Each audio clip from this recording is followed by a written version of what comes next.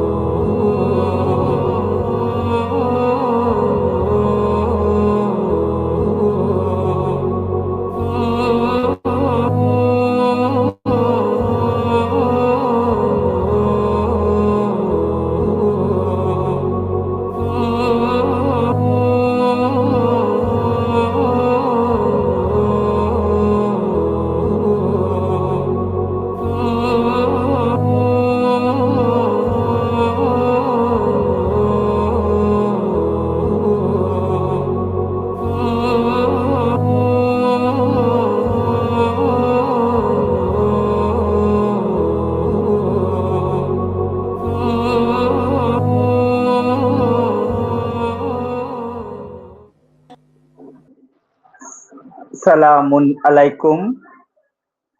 সকলকে অসংখ্য ধন্যবাদ। বিশেষ করে আমার প্রিয় আপু রূপালী রিক্তা আপু, আপনাকে অসংখ্য ধন্যবাদ। আজকে আমাদের এখানে একটু হিন্দু ধর্মাবলম্বী ভাইদের এই যে পূজা হচ্ছে, সেজন্য হয়তো আপনাদের একটু সমস্যা হতে পারে। সেজন্য আমি আপনাদের প্রত্যেকের কাছে ক্ষমার সুন্দর দৃষ্টি আশা করতেছি। আমি মহান আল্লাহর নামে আজকে আমাদের অনুষ্ঠান শুরু করতে যাচ্ছি। রাব্বি আউযু বিকা মিন হামাযাতি শায়াতিন ওয়া আউযু বিকা রাব্বি আইয়াদুরুন ফাইজা কারাতাল কুরআন ফাস্তাউয বিল্লাহি মিনাশ শাইতানির রাজীম বিসমিল্লাহির রহমানির রহিম রাব্বি ইশরাহ লি সাদরি ওয়া ইয়াসসির লি আমরি ওয়াহলুল উকদাতাম মিন লিসানি ইয়াফকাহু কওলি রাব্বি জিদনি ইলমা। সম্মানিত দর্শক শ্রোতা, দিনী ভাই ও বোনেরা, আজকের আলোচনার বিষয়বস্তু যুব সমাজ কেন কোরআন থেকে দূরে আস, বক্তা হুজুররা কেন ব্যর্থ। বর্তমানে যুব সমাজ কেন কোরআন থেকে দূরে, এর জন্য দায়ী কারা?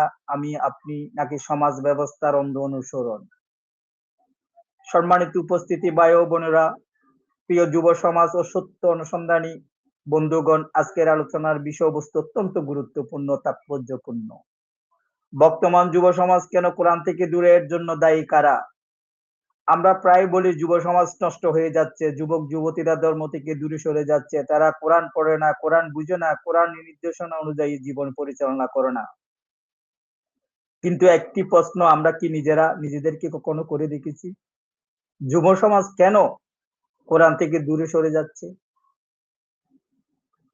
আরেকটি প্রশ্ন আরো গুরুত্বপূর্ণ, এর জন্য দায়ী শুধু যুব সমাজ, নাকি আমাদের পরিবার, সমাজ এবং ধর্মীয় নেতৃত্বেরও কোনো দায়িত্ব আছে?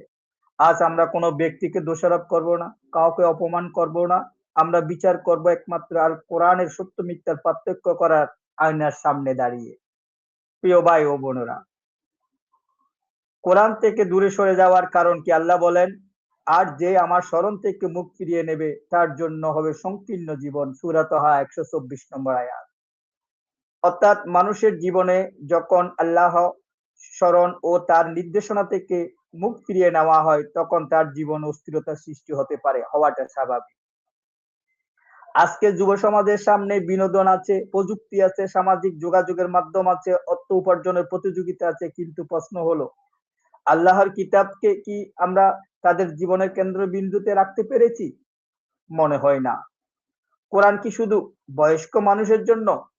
একটি বড় ভুল হলো আমরা কোরআনকে এমন ভাবে উপস্থাপন করি যেন এটি শুধু মসজিদে যাওয়া মানুষের জন্য, অথবা শুধু বৃদ্ধ বয়সের জন্য আর মৃত লাশের পাশে পড়ার জন্য। কিন্তু আল্লাহ কোরআনকে মানুষের জন্য কত নির্দেশ বলেছেন। আল্লাহ বলেন, এই কিতাব, এতে কোনো সন্দেহ নেই, মুত্তাকিদের জন্য কত নির্দেশ। সূরা বাকারা 2 নম্বর আয়াত। কোরআনে কোনো নির্দিষ্ট বয়সে মানুষের জন্য নয়, এটি সকল মানুষের জন্য হিদায়াত এবং সমগ্র মানব জাতির জন্য রহমত। তাহলে যুবকদের কোরআনের কাছ থেকে দূরে রাখার মতো পরিবেশ কেন তৈরি হলো? আমরা কি যুবকদের কোরআন বুঝতে দিয়েছি? আল্লাহ বলেন, তারা কি কোরআন নিয়ে চিন্তা গবেষণা করে না? সূরা নিসা 82 নম্বর আয়াত। আরো বলেন, এটি বরকতময় কিতাব যা আমি নাজিল করেছি, অতএব তারা যেন এই আয়াত সমূহ নিয়ে চিন্তা করে এবং বোধসম্পন্ন ব্যক্তিরা যেন উপদেশ গ্রহণ করে। সূরা সুয়াদের 29 নম্বর আয়াত। লক্ষ্য করুন, আল্লাহ শুধু কোরআন পড়তে বলেনি, বলেছেন চিন্তা করতে, বুঝতে, উপদেশ গ্রহণ করতে। প্রিয় ভাই ও বোনেরা, তাহলে আমরা কি একজন যুবককে কোরআন পড়তে বলি, কিন্তু তার অর্থ বুঝতে না দিয়ে, প্রশ্ন করতে না দিয়ে, চিন্তা করতে না দিয়ে, তাহলে সেই কোরআনের সঙ্গে গভীর সম্পর্ক তৈরি করবে কিভাবে? অন্ধ অনুসরণ যুব সমাজকে দূরে ঠেলে দিতে পারে ঘোর অন্ধকারে। আল্লাহ বলেন, যখন তাদের বলা হয় আল্লাহ যা নাজিল করেছে তা অনুসরণ করো, তারা বলে বরং আমরা আমাদের পিতৃপুরুষদের যে পথে পেয়েছি সেটা অনুসরণ করব। সূরা বাকারা 170 নম্বর আয়াত। এখানে আল্লাহ আমাদের একটি গুরুত্বপূর্ণ মানসিকতার কথা জানিয়েছেন। শুধু এই কারণে কোনো কিছু অনুসরণ করা যাবে না যে আমাদের বাপদাদারা এইভাবে করে এসেছে তাই আমরা যাচাই না করে অনুসরণ করে যাব। এটা কোরআনের শিক্ষা নয়। আজকে শিক্ষিত যুব সমাজ, যুবক যুবতীরা কেন ধর্মীয় বিষয় সম্পর্কে প্রশ্ন করে, তখন তার প্রশ্নের জবাব যদি কোরআনের দলিল দিয়ে না দেওয়া হয় এবং তাকে শুধু বলা হয় প্রশ্ন করবে না, আমরা যেভাবে বলছি সেভাবে মানো, সেভাবে চলো, তাহলে সে আরো প্রশ্ন করবে। আর যদি তার প্রশ্নের উত্তর না পায়, সে হয়তো কোরআন থেকে দূরে চলে যেতে পারে, যাওয়াটাই স্বাভাবিক। আল্লাহ বলেন, সুতরাং তুমি আমার বান্দাদের সুসংবাদ দাও, যারা কথা মনোযোগ দিয়ে শুনে এবং তার মধ্যে যা উত্তম তা অনুসরণ করে। সূরা জুমারের 17-18 নম্বর আয়াত। এই আয়াত আমাদের একটি অসাধারণ শিক্ষা দেয়। শুনবে, বুঝবে, তারপর উত্তমকে অনুসরণ করবে। যুব সমাজের সামনে আমরা কি আদর্শ তুলে ধরেছি? আল্লাহ বলেন, হে ঈমানদারগণ, তোমরা নিজেদের এবং তোমাদের পরিবারকে সেই আগুনের থেকে রক্ষা করো। সূরা তাহরিম 6 নম্বর আয়াত। এই আয়াত শুধু যুবকদের দায়িত্বের কথা বলে না, পরিবারের দায়িত্বের কথা বলে। তাই যুবক বিপদে গেলে শুধু যুবককে দোষ দেওয়া যথেষ্ট নয়। আমাদের প্রশ্ন করতে হবে, পরিবার কি সেই পরিবেশ তৈরি করেছে? বাবা মা কি সন্তানকে কোরআন বুঝতে উৎসাহ দিচ্ছেন? পরিবারের কি কোরআনের শিক্ষা বাস্তব জীবনে দেখা যায়? শুধু শুধু উপদেশ দিয়ে নিজেরা না মানলে কি হয়? আল্লাহ বলেন, হে ঈমানদারগণ, তোমরা এমন কথা বলো না যা তোমরা করো না। সূরা সাফ 2 নম্বর আয়াত। এরপর আয়াতে বলেন, তোমরা যা করো না তা বলা আল্লাহর কাছে অত্যন্ত অপছন্দনীয়। 3 নম্বর আয়াত। এখানে আমাদের নিজেদের দিকে তাকাতে হবে। আমরা যদি যুবকদের বলি কোরআন মানো, কিন্তু আমাদের নিজেদের জীবন যদি কোরআনের শিক্ষা থেকে দূরে থাকে, তাহলে যুব সমাজ আমাদের কথার চেয়ে আমাদের কাজটা আগে দেখবে বলে মনে করি। কোরআন কি আমরা পরিত্যাগ করছি? কিয়ামতের দিন রসুলের একটি অভিযোগ আল্লাহ কোরআনের উল্লেখ করেছেন, আর রসুল বলবেন, হে আমার রব, নিশ্চয় আমার সম্প্রদায় এই কোরআনকে পরিত্যক্ত রেখেছিল। সূরা ফুরকানের 30 নম্বর আয়াত। এই আয়াত আমাদের জন্য গভীর সতর্কবার্তা। কোরআন পরিত্যাগ মানে শুধু কোরআন হাতে না নেওয়া নয়, কোরআন পড়ে তার নির্দেশনা অনুযায়ী জীবন না চালানো কোরআন থেকে দূরত্বের একটি বাস্তব চিত্র। প্রিয় ভাই ও বোনেরা, যুব সমাজকে কোরআন থেকে দূরে রাখার একটি কারণ দুনিয়ার মোহ।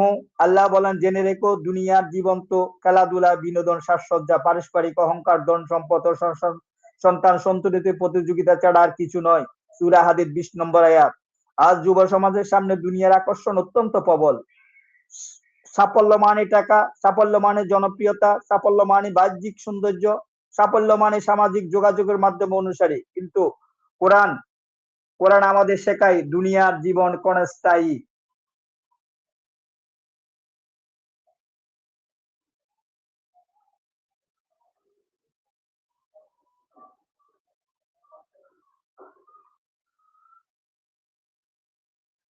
দুনিয়ার জীবন ক্ষণস্থায়ী। খারাপ সঙ্গ কি যুবকদের বিপদে নেয়? কোরআন বলে, সেদিন জালিম ব্যক্তি নিজের হাত কামড়াতে কামড়াতে বলবে, হায়, আমি যদি রসুলের সঙ্গে পথ গ্রহণ করতাম, হায় আমার দুর্ভাগ্য, আমি যদি অমুককে বন্ধুরূপে গ্রহণ না করতাম। সূরা ফুরকানের 27-28। এরপরে বলা হবে, সে তো আমাকে উপদেশ থেকে পথভ্রষ্ট করেছিল। সূরা ফুরকানের 29 নম্বর আয়াত। এই আয়াত আমাদের বন্ধুত্বের উপর গুরুত্ব বুঝিয়ে দেয়। তাই যুবকদের জন্য প্রশ্ন হলো, আমি কাদের সঙ্গে চলছি, কাদের কথা শুনছি, কার কাছ থেকে জীবন আদর্শ গ্রহণ করছি? ভেবে চিন্তে সিদ্ধান্ত গ্রহণ করতে হবে। কোরআনের দৃষ্টিতে প্রত্যেক মানুষ নিজের দায়িত্বের ব্যাপারে জবাবদিহিতা করতে হবে। আল্লাহ বলেন, হে মানুষ, তোমরা তোমাদের রবের পক্ষ থেকে তোমাদের কাছে সত্য এসেছে, অতএব যে সঠিক পথ চলে সেই নিজেরাই কল্যাণের জন্য চলে, আর যে পথভ্রষ্ট হয় সেই নিজেই ক্ষতি হয়, পথভ্রষ্ট হয়। 10 নম্বর সূরা 108 নম্বর আয়াত। অর্থাৎ একজন যুবকের নিজেরও দায়িত্ব আছে। সেই সত্য অনুসন্ধান করবে, কোরআন পড়বে, চিন্তা করবে, সঠিক সিদ্ধান্ত গ্রহণ করবে। অন্যদিকে পরিবার, সমাজ ও যারা মানুষকে ধর্মের কথা বলে তাদেরও দায়িত্ব আছে। ধর্মীয় নেতৃত্বের দায়িত্ব কি? আল্লাহ বলেন, তোমরা মানুষকে সৎ কাজের নির্দেশ দাও, অথচ নিজেদের ভুলে যাও। যদি তোমরা কিতাব পাঠ করো, তোমরা কি বুঝো না? সূরা বাকারা ৪৪ নম্বর আয়াত। এটা অত্যন্ত কঠিন সতর্কবার্তা। যারা মানুষকে আল্লাহর কথা বলে তাদের নিজেদের জীবনে সে কথার প্রতিফলন থাকতে হবে। যুব সমাজ যখন দেখে কথার সঙ্গে কাজের মিল নাই, তখন তাদের মধ্যে অবিশ্বাস সৃষ্টি হয়। তাই ধর্মীয় নেতৃত্বের সবচেয়ে বড় শক্তি শুধু বক্তৃতাই নয়, নিজের চরিত্র আমল অত্যন্ত গুরুত্বপূর্ণ। যুব সমাজকে কোরআনের সঙ্গে যুক্ত করার জন্য আল্লাহ বলেন, আর যারা আমার পথে সর্বাত্মক চেষ্টা করে আমি অবশ্যই তাদের আমার পথ সমূহ দেখাবো। সূরা আনকাবুত 69 নম্বর আয়াত। তাই আমাদের যুবকদের বলতে হবে, তুমি প্রশ্ন করো, সত্য অনুসন্ধান করো, কোরআন পড়ো, অর্থ বুঝো, চিন্তা করো, নিজের জীবনকে কোরআনের সামনে যাচাই করো। কোরআন কি মানুষের জন্য সহজ করা হয়েছে? আল্লাহ বলেন, আর অবশ্যই আমি এই কোরআনকে উপদেশ গ্রহণের জন্য সহজ করে দিয়েছি, অতএব উপদেশ গ্রহণের জন্য কে আছে? সূরা কামারের 4 বার 17, 22, 32, 40 4টি আয়াতে আল্লাহ বলছেন এই কোরআন সহজ করে দিয়েছি। আল্লাহ আরো বলেন, তোমার রবের পথে আহ্বান করো প্রজ্ঞা ও উত্তম উপদেশের মাধ্যমে, এবং তাদের সঙ্গে উত্তম পদ্ধতিতে বিতর্ক করো। সূরা নাহলের 125 নম্বর আয়াত। অর্থাৎ কোরআনের দাওয়াতের পদ্ধতি হলো হিকমা, উত্তম উপদেশ, উত্তম পদ্ধতিতে আলোচনা।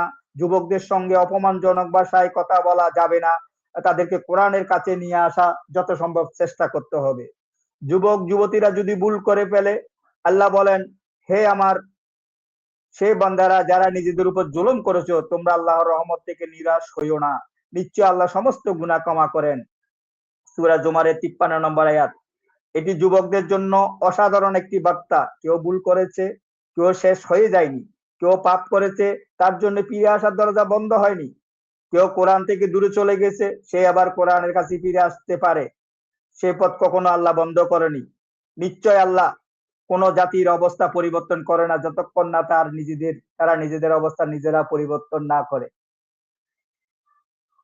সূরা রাত 11 নম্বর আয়াত। তাই শুধু যুবকদের পরিবর্তনের কথা বললে হবে না, আমাদের নিজেদেরও পরিবর্তন হতে হবে। পরিবার পরিবর্তন করতে হবে, শিক্ষার পরিবেশ পরিবর্তন করতে হবে, ধর্মীয় আলোচনার পদ্ধতি পরিবর্তন করতে হবে, সর্বোপরি কোরআনের সঙ্গে আমাদের সম্পর্ক করতে হবে। কোরআনের আলোকে বিষয়টি কয়েকটি স্তরে দেখা যায়। প্রথমত, যুবকের নিজের দায়িত্ব, সত্য অনুসন্ধান করা, সঠিক পথ গ্রহণ করা তার দায়িত্ব। দ্বিতীয়ত, পরিবারের দায়িত্ব, নিজেদের ও পরিবারকে আগুন থেকে রক্ষা করার নির্দেশ রয়েছে কোরআনের সূরা তাহরিমের 6 নম্বর আয়াতে। তৃতীয়, সামাজিক দায়িত্ব, সৎ কাজের নির্দেশ এবং অসৎ কাজ থেকে বিরত রাখার দায়িত্ব রয়েছে, সূরা আল ইমরান 160।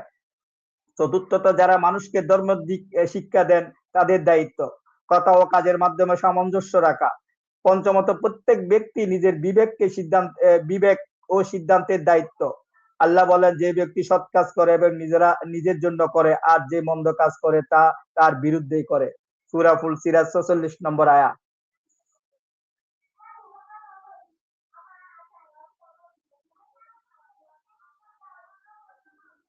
শেষের কথা, যুব সমাজকে কোরআনের কাছে ফিরিয়ে আনতে হবে। প্রিয় ভাই ও বোনেরা, আমরা যদি সত্যি যুব সমাজকে পরিবর্তন করতে চাই, তাহলে শুধু বলতে হবে যুবকরা নষ্ট হয়ে গেছে, বরং আমাদের প্রশ্ন করতে হবে, আমরা তাদের জন্য কি দিয়েছি? আমরা কি তাদের কোরআন বুঝতে শিখিয়েছি? আমরা কি তাদের প্রশ্ন উত্তর কোরআনের মাধ্যমে দিয়েছি? আমরা কি তাদের চিন্তা করতে উৎসাহিত করেছি? আমরা কি নিজেরা কোরআনের শিক্ষা মেনে চলছি? আমরা কি তাদের সামনে সুন্দর চরিত্রের উদাহরণ তৈরি করেছি? আমরা কি তাদের আল্লাহর রহমতের কথা বলেছি, নাকি শুধু ভয় দেখিয়েছি? প্রিয় যুবক ভাই ও বোনেরা, তুমি যদি কোরআন থেকে দূরে গিয়ে থাকো, আজই ফিরে এসো। তোমাকে কেউ বলবে না যে তুমি অতীতে ভুলের কারণে শেষ হয়ে গেছো। আল্লাহ বলেছেন, আল্লাহর রহমত থেকে নিরাশ হইও না। তাই আমি প্রত্যেক যুবক ভাইদের প্রতি অনুরোধ, আসুন কোরআনের কাছে আসুন, কোরআনকে নিজ মাতৃভাষায় পড়ি। আমি বক্তব্য রাখতে রাখতে